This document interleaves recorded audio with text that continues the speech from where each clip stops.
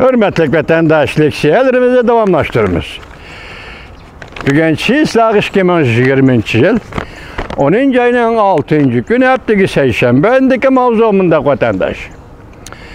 Devlet İşlakatı Mike Pompeo, Tokyo'da Japonya'nın veziri Sugane Medvedev, 4 devlet taşqi işler ministerleri söhbetinin zor neticelerine erişişine ümit kıldı. Mavzulu haber 10. ayının 6. günü Amerika avazının Xitay tili programı ilan kılındı. Haber bundak başlandı. Washington, del hazır Japonya'da ziyareti bulup atkan Amerika'nın devlet işlakatı Mike Pompeo, Japonya'nın veziri Sugane Medvedev, adaletinin küçü.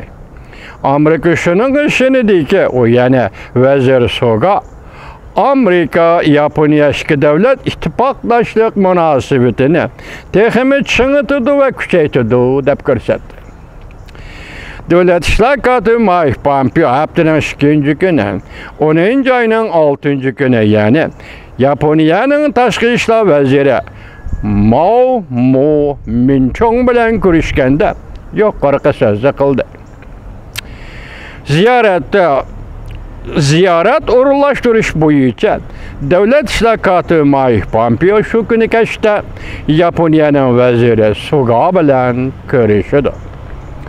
Devlet işlakatının bu qatim Asya'nı ziyaret qilishi da Mongoliya, Koreyani ziyaret qilishi mumkin edi. Lekin Prezident Trump yuqumli virus diagnozi qo'yilib, doktorxonaga kirib qolgandan keyin devlet işlakatı Mike Pompeo safar qadamini qisqartdi. Faqat Japonyani ziyaret qilishni qoldirib qo'ydi. Devlet İşlakatı Mike Pompeo'nun bu qatim Japonya'nı ziyaret qilishi da muhim kun tartib Amerika, Japonya, Avustraliya, Hindiston 4 devlet taşqi işler ministerleri yig'iniga qatnashdi. Ve Hind-Tinch okean rayonidagi ta'xirsiz mavzular ustida muhokama olib bordi. Devlet İşlakatı Mike Pompeo düşenbe günü seferge çıkış aldı da aeroportta birli seferge çıkadigan muxbirlarga mundaq ko'rsatdi.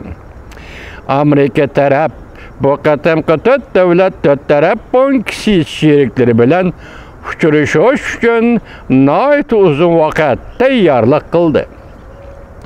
Devlet İşlakatı Mike Pompeo mundaq ko'rsatdi.